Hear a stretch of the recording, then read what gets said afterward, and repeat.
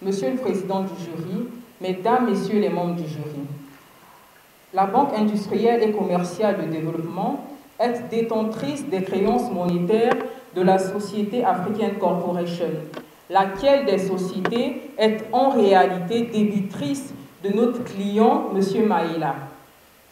Cette dette s'élève à hauteur de 12 millions de francs CFA. Chirographaire, gagiste, privilégié ou hypothécaire peut saisir entre les mains d'un tiers les créances de son débiteur portant sur une somme d'argent. À ce sujet, le législateur a été loquace, très loquace, quant à la mise en œuvre de la saisie, aux obligations qui naissent de cette opération et aux conséquences de cette dernière. Pourtant, si nous comparaissons devant votre juridiction, c'est précisément parce qu'en dépit de sa clarté et de sa précision, la demande semble ne pas avoir compris la loi. Ils sont à la recherche de l'élite, le meilleur plaideur en droit des affaires pouvant représenter le Congo à l'échelle internationale. Ils, ce sont des étudiants finalistes de l'université Mariengwabi réunis en cercle de réflexion des juristes en herbe. Le but étant de promouvoir la reconnaissance du droit au OHADA en général et les droits de l'homme en particulier.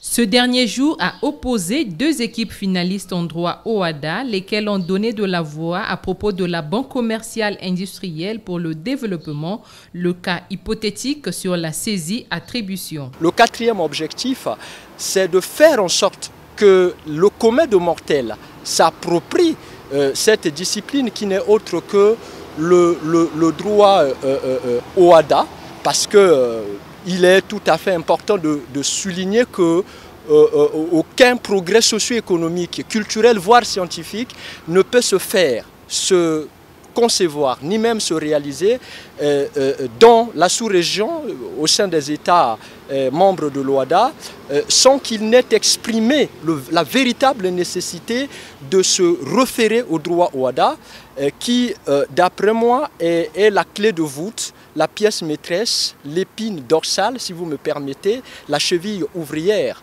en matière d'intégration dans le monde des affaires, qui est un monde pourvoyeur du bonheur.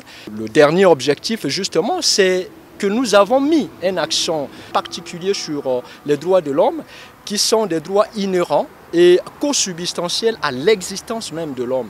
Et il faut absolument que les gens comprennent que les droits de l'homme sont des valeurs essentiellement importantes en la personne humaine et qu'il faille considérablement protéger.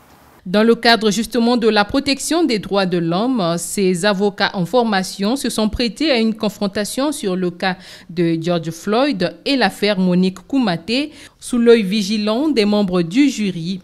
Ce n'est nullement leur première expérience, a laissé entendre le président de l'association. À Lomé en 2019, notre première participation, le Congo est sorti 3e et en battant justement le Cameroun au niveau des phases préliminaires. C'est pour dire que nous avons des potentiels, comme l'a dit le collègue, c'est pour dire que nous pouvons y aller très loin si nous pouvons soutenir et encadrer des jeunes. À notre première expérience, nous avons battu les lions indoptables, et cette fois-ci nous allons partir en N'Djamena avec l'espoir de ramener la coupe au pays, parce qu'il s'agit là de 17 États africains. Il s'agit là de plusieurs universités africaines qui vont se confronter. Et donc la nôtre ne va pas rester derrière, elle va aller de l'avant. La finale du concours d'excellence en droit OHADA et droits de l'homme a connu l'assistance des représentants de l'université Mariengwabi, l'ambassade de France et bien d'autres.